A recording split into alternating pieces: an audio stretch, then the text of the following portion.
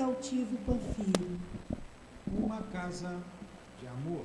Bom dia, boa tarde, que Jesus abençoe a nossa tarde de estudos.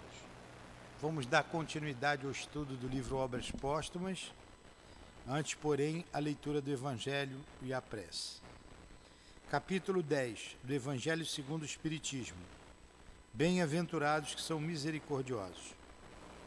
Reconciliar-se com os seus adversários. Reconciliai-vos o mais cedo possível com o vosso adversário, enquanto estáis em caminho com ele, para que não suceda que o vosso adversário vos entregue ao juiz e que o juiz vos entregue ao ministro da Justiça e que sejais postos na prisão. Em verdade vos digo que não saireis de lá enquanto não houverdes pago até o último centavo. Mateus. Mestre querido, amigo de todas as horas, Jesus de Nazaré, aqui estamos reunidos em Teu nome para mais uma tarde de estudos em nossa casa de amor. Abençoe os nossos propósitos, Senhor, que é divulgar a doutrina espírita, divulgar o Teu Evangelho. Aproxima de nós os nossos benfeitores espirituais, o querido irmão Altivo, diretor desta instituição, e a coluna de espíritos que sustentam o nosso SEAP com o nosso querido Altivo. Em nome desses irmãos queridos, em nome de Allan Kardec, de Leon Denis, em nome do amor, do nosso amor, Lourdinha, do Teu amor, Jesus, e do amor de Deus, nosso Pai, é que damos por iniciado os estudos da tarde de hoje. Que assim seja. Graças a Deus. Muito bem. Estamos no capítulo do Obras Póstumas, intitulado Constituição do Espiritismo. O que é essa Constituição do Espiritismo? Tem uma nota aqui de rodapé. Constituição do Espiritismo foi inserida por Allan Kardec na Revista Espírita de dezembro de 1868. Porém, sem os comentários que lhe acrescentou antes de morrer, e que nós reproduzimos textualmente. A morte corporal o deteve quando ele se preparava para traçar os princípios fundamentais da doutrina espírita, reconhecidos como verdades incontestáveis, o que nossos leitores lamentarão, como nós, pois eles teriam completado sua constituição com o auxílio de apreciações lógicas e judiciosas. É o último manuscrito do mestre e nós o lemos com respeito. Então vamos lá. Constituição do Espiritismo. Exposição de motivos. Número 1. Considerações preliminares. O Espiritismo teve, como todas as coisas, seu período de gestação, e até que todas as questões principais e acessórias que a ele se ligam tenham sido resolvidas, ele só pôde dar resultados incompletos. Pôde-se lhe entrever o objetivo, pressentir as consequências, mas apenas de uma forma vaga. Da incerteza sobre os pontos ainda não determinados, deviam forçosamente nascer divergências sobre a maneira de os considerar. A unificação só podia ser obra do tempo. Ela se fez gradualmente, à medida que os princípios se foram elucidando. Desculpem.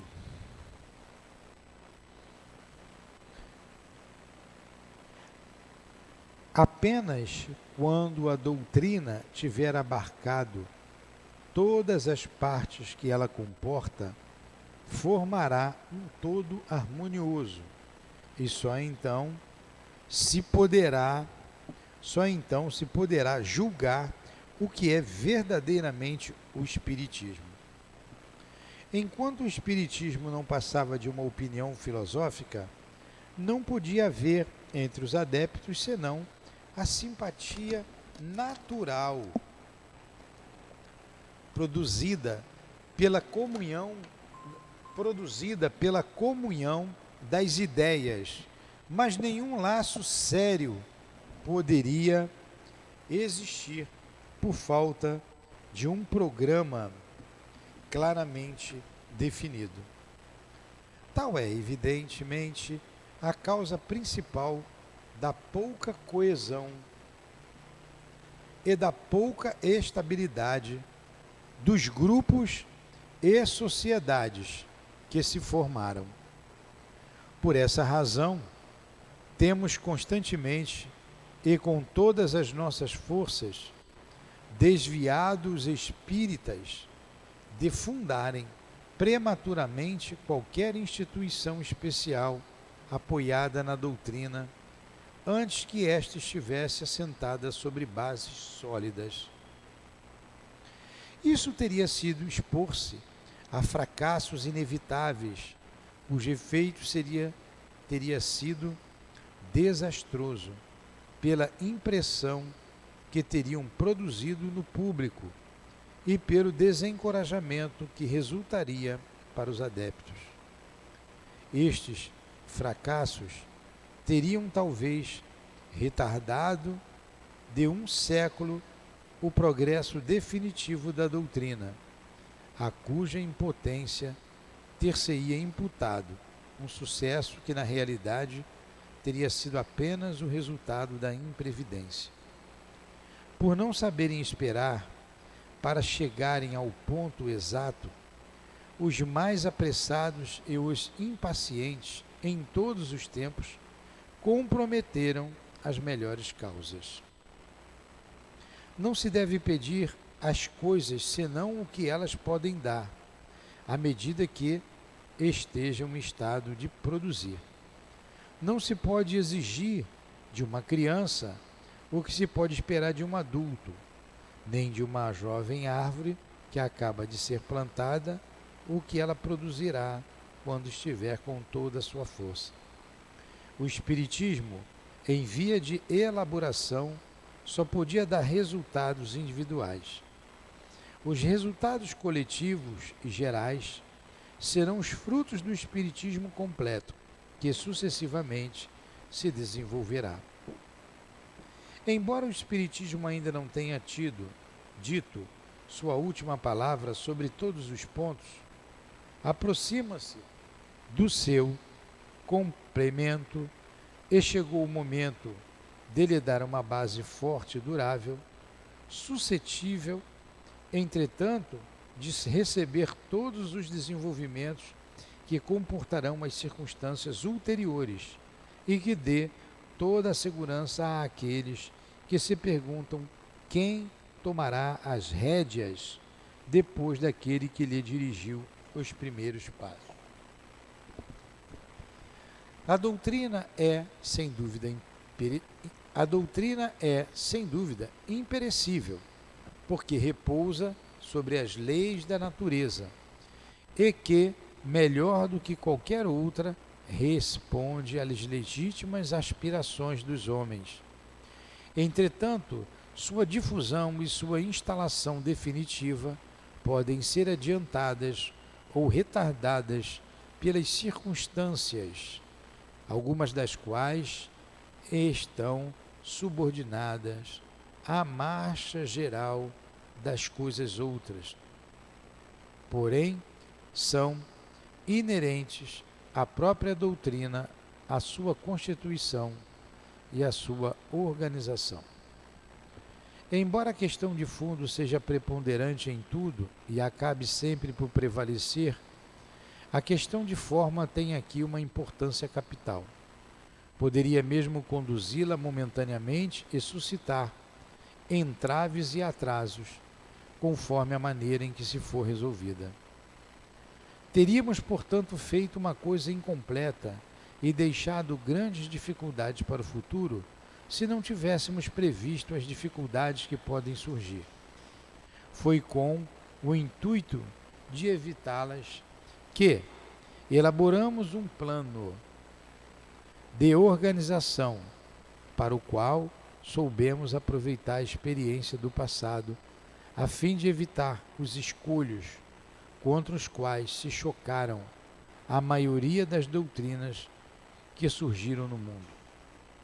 O plano aqui exposto foi concebido desde muito tempo, porque estamos sempre preocupados com o futuro do Espiritismo.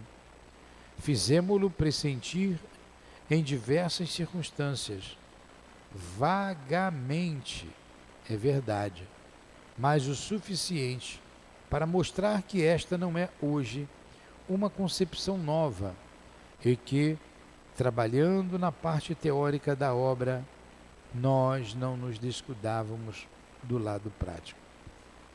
Então, essa consideração preliminar, que podemos chamar de preâmbulo, ele colocou aqui os motivos pelos quais ele tensionava fazer, não deu tempo, uma constituição do Espiritismo. Então ele está dizendo que toda ciência, toda filosofia, em seu início, sempre traz as suas dificuldades. É necessário um tempo para aquela ideia amadurecer. E não foi diferente com o Espiritismo. Lançado em 1857 com o Livro dos Espíritos, ela levou um tempo para amadurecer. E ela atendia ali as individualidades no seu início. Hoje, ela já atende a coletividade ou as coletividades. E nós estamos aqui, trabalhando nela, para atender às coletividades, num momento como este, tão difícil que a humanidade passa. Número 2, dos cismas. Uma questão que desde logo se apresenta ao pensamento é a dos cismas, que poderão nascer no seio da doutrina.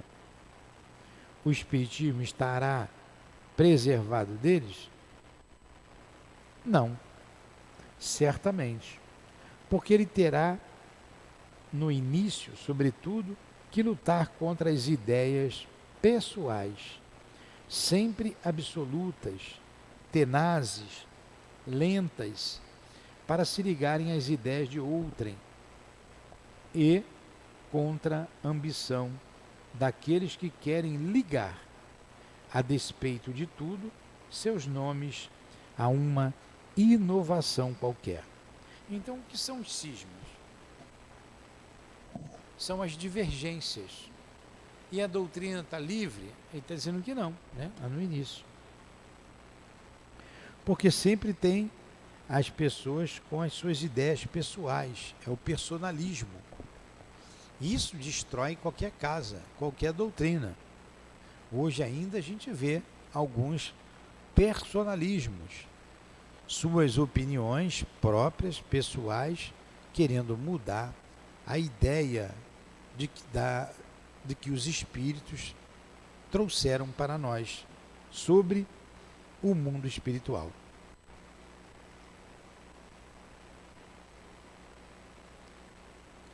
Então, olha só, deixa eu ver onde eu parei. Que criam novidades unicamente para poderem dizer que eles não pensam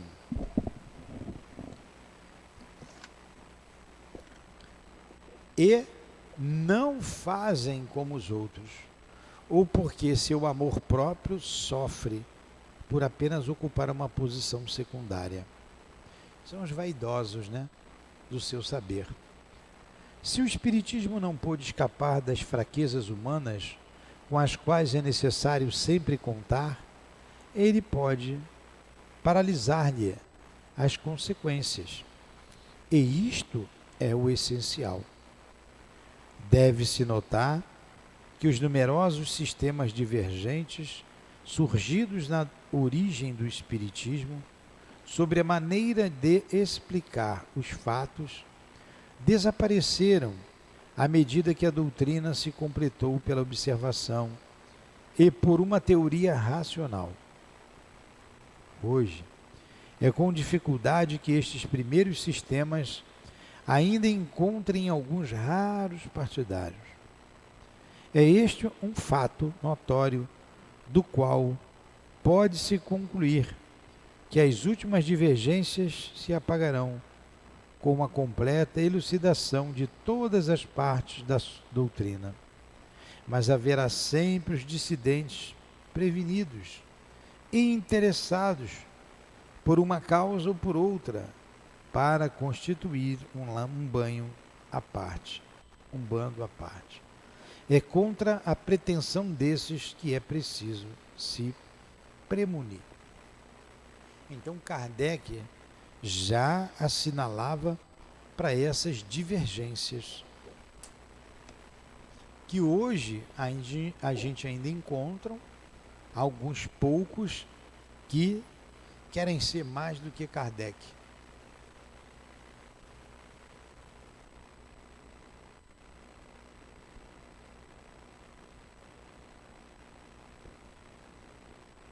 Vem cá.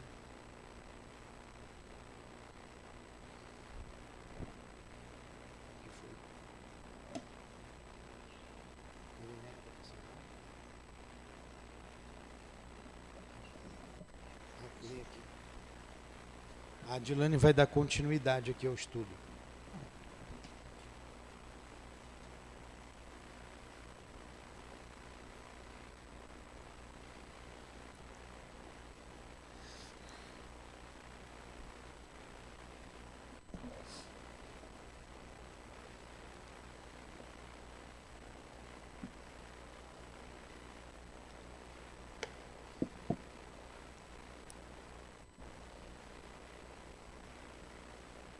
Deve-se notar que os numerosos sistemas...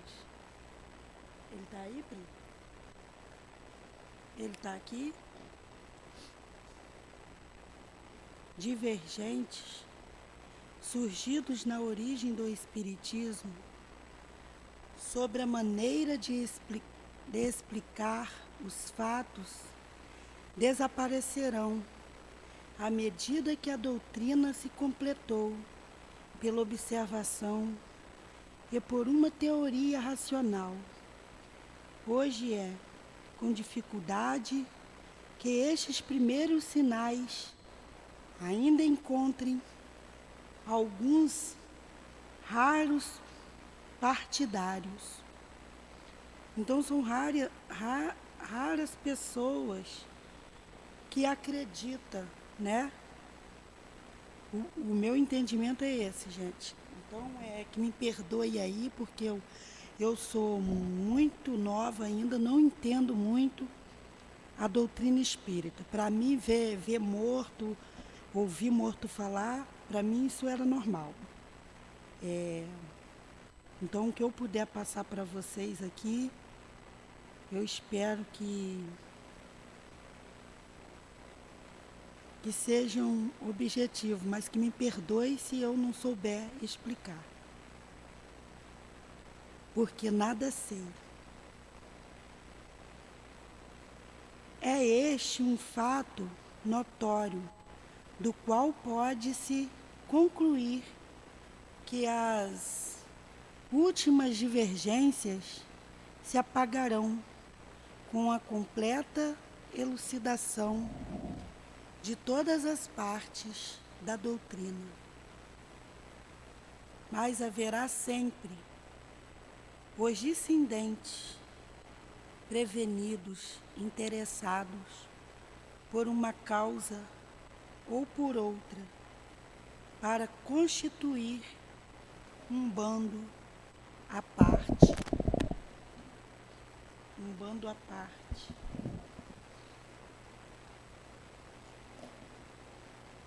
É contra a pretensão desses que é preciso se premunir. Eu não entendi muito bem isso aqui, mas é como se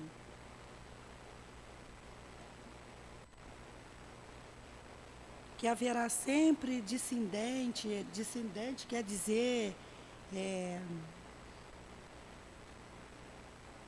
haverá sempre alguém que vai levar a doutrina espírita. Eu, no meu entender, é isso, levar adiante. Haverá sempre alguém interessado. No meu entendimento é esse, eu não peguei aqui o capítulo onde que entra. Constituição do Espiritismo, é isso mesmo, estou certo, gente. Estou certa. É a Constituição do Espiritismo. Consideração preliminares. É isso aí. Vamos para o outro parágrafo. Para assegurar a unidade no futuro, uma condição é indispensável. Eu acho que para assegurar a doutrina no futuro, né, para dar segurança, aí o que eles impuseram, vários que estudaram a doutrina, criaram condições indispensáveis. É que todas as partes do conjunto da doutrina estejam determinadas, com precisão e clareza, sem nada deixar de vago. Sim, que a espiritualidade me ajuda.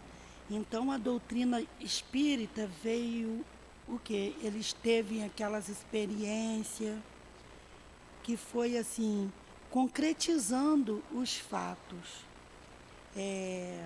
O mundo espiritual, eles tiveram certeza que até na época, né, a ciência queria provar contra, mas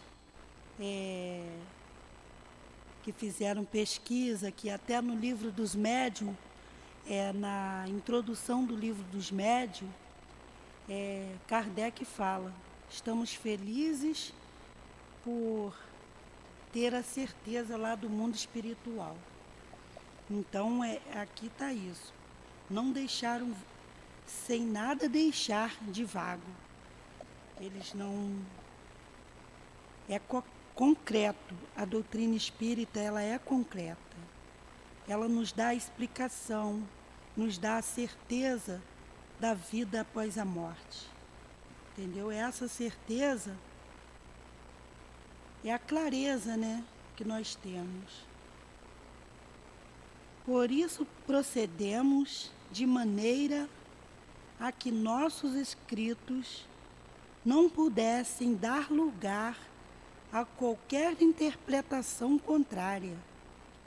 Isso é muito bonito. Ele fala que da época, quando ele... as obras, quer dizer, não deu lugar a qualquer interpretação contrária à doutrina. Entendeu? E veio concretizando todas as verdades de Jesus. Tudo que Jesus queria passar. E a doutrina espírita não traz nada ao contrário. Pelo meu entendimento é esse.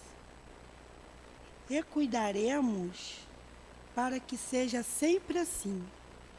E ele diz para nós, quer dizer, esse livro está sendo estudo para nós, e que nós sejamos firmes com Jesus na doutrina espírita. Nós vejamos hoje o mundo como que se encontra, as pessoas querendo tirar Jesus do meio da humanidade. Nós estamos vivenciando isso.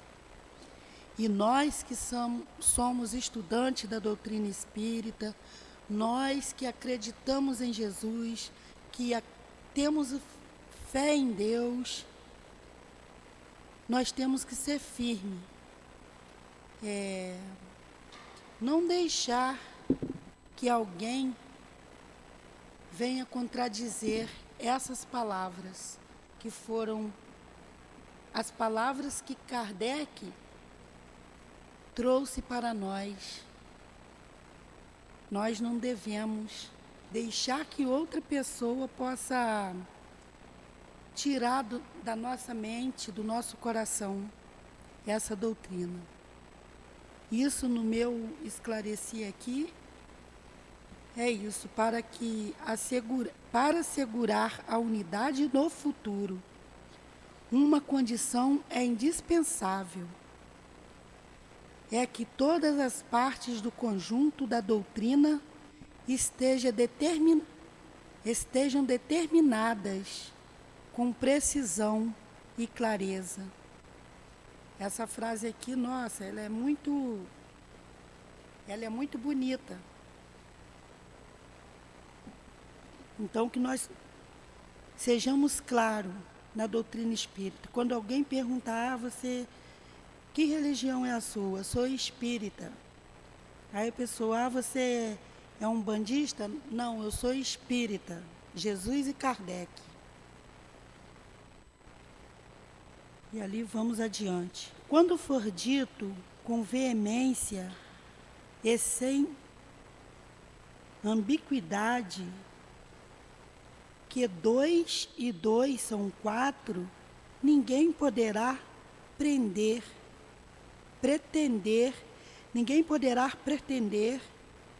que se quis dizer que 2 e 2 são 5.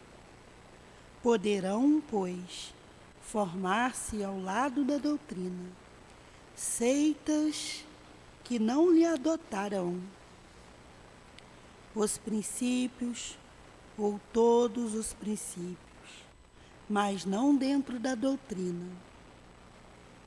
Então, aqui nessas frases está escrito que poderão formar ao nosso lado seitas, outras doutrinas, mas nós, como estudantes da doutrina espírita, nós temos que seguir em frente, firme. Kardec e Jesus, como sempre nós fazemos. Aí vão formar seitas, que nós sabemos, tem várias religiões que não adota o princípio espírita. Eu, por muitos anos, eu fui criada na igreja evangélica, um exemplo.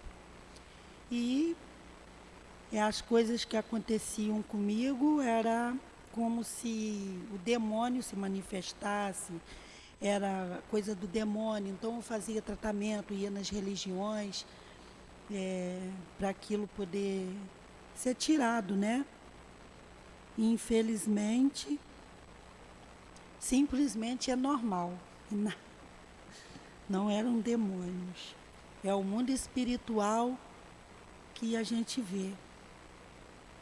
Então a doutrina espírita me esclareceu. Vamos continuar. Por feito da interpretação do texto, como tantas se formaram sobre o sentido das próprias palavras do Evangelho. Como a gente vê, né, que no Evangelho de Jesus, muitos pegam aquelas histórias assim, ao pé da letra, que é a forma de dizer, principalmente de céu e inferno. Ah, você vai para o inferno quando morrer, ou essas coisas. São coisas pegadas ao pé da letra que a pessoa não sabe o que quer dizer aquela palavra. Como bem-aventurados aflitos, aí as pessoas falam, bem-aventurados é o quê? Aqueles que estão aflitos, não sei o quê. Não, bem-aventurados aflitos são todos os sofredores da terra. E isso está incluído todos nós, lá no Evangelho. Então, muita gente interpreta de outra forma. Aqui tá escrito no livro. Aí está um primeiro ponto de uma importância capital. O segundo ponto, vou para o outro parágrafo. O segundo ponto é o de não sair do círculo das ideias práticas. Se é verdade que a utopia da véspera se torna frequentemente a verdade do dia seguinte, deixemos para amanhã o cuidado de realizar a utopia da véspera. Porém, não embaracemos a doutrina com princípios que seriam considerados quiméricos e a fariam ser rejeitada pelos homens positivos. Esse parágrafo aqui, eu estou com um pouco de dúvida. Vou deixar para o professor falar na próxima aula. Vamos para o terceiro. O terceiro ponto, finalmente, é inerente ao caráter essencialmente progressivo da doutrina. Aqui já é mais compreensível. É o progresso que a doutrina espírita tem. O progresso que nós temos quando conhecemos a doutrina espírita e passamos a seguir. Não, vou seguir, só vim para me curar. Não é isso. Quando nós começamos a entender, a ler os livros, as obras de Kardec, nós começamos a entender a vida. Nós começamos a entender Jesus, o Evangelho de Jesus, quando nós começamos a ler as obras de Kardec. E aí vemos o progresso que nós temos. Hoje eu entendo, outras pessoas, o progresso que nós estamos tendo. Hoje a gente trabalha ajudando as pessoas, também nos ajudando, tudo pela essa doutrina. Por ela não se embalar em sonhos irrealizáveis. Os sonhos são reais.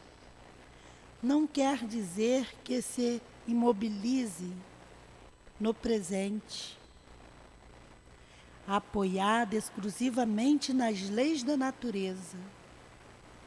Não pode variar mais do que estas leis. Porém, se uma nova lei for descoberta, a doutrina deve incorporá-la. Ela não deve fechar a porta, a qual quer progresso. Então, isso aqui é bem claro. Olha, Kardec, nossa, isso aqui é muito claro para nós, na qual o nosso progresso está na doutrina espírita. E nós, se existir outra coisa, outro ensinamento, que ali seja incorporada a doutrina espírita. E não devemos tirá-la. Isso está aqui claramente no livro. A doutrina deve incorporá-la. Ela não deve fechar a porta a qualquer progresso, sobre pena de suicidar-se, assinalando todas as ideias reconhecidamente justas, de qualquer ordem que sejam, física ou metafísicas. Ela nunca será ultrapassada. E aí está uma das principais garantias de sua perpetuidade. Então esse parágrafo aqui, ele foi bem claro para nós, bem claro aos ouvintes, que a doutrina espírita, a doutrina de Jesus, na qual Kardec deixou para nós, não deve ser ultrapassada.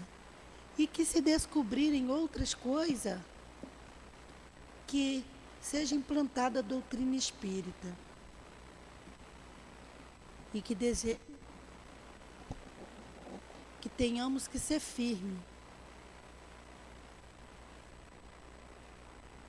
Ele diz que a doutrina espírita nunca será ultrapassada.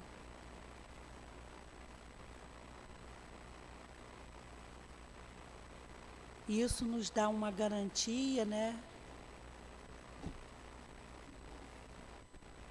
Que podemos dizer, somos espíritas.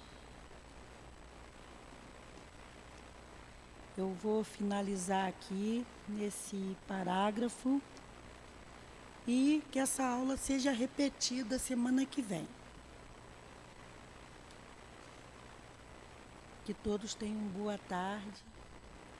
Vamos agradecer a Jesus, agradecemos a Deus acima de tudo, a espiritualidade, Allan Kardec. Agradecemos essa doutrina e o entendimento, o qual a nós é passado. Agradecemos Dona Ivone, Dr. Bezerra, os médicos espirituais, pedindo ajuda. Peço ajuda a Jesus por todos vocês, que nos ajude com a paciência, com o discernimento que ainda não temos. Peço a Jesus, ao seu altivo, a Dona Lurdinha, agradecendo essa casa. Mas eu peço a Jesus, a Deus acima de tudo, permissão para dar por encerrado o estudo do livro, o Obras Postas. Que assim seja. Graças a Deus. SEAP, Centro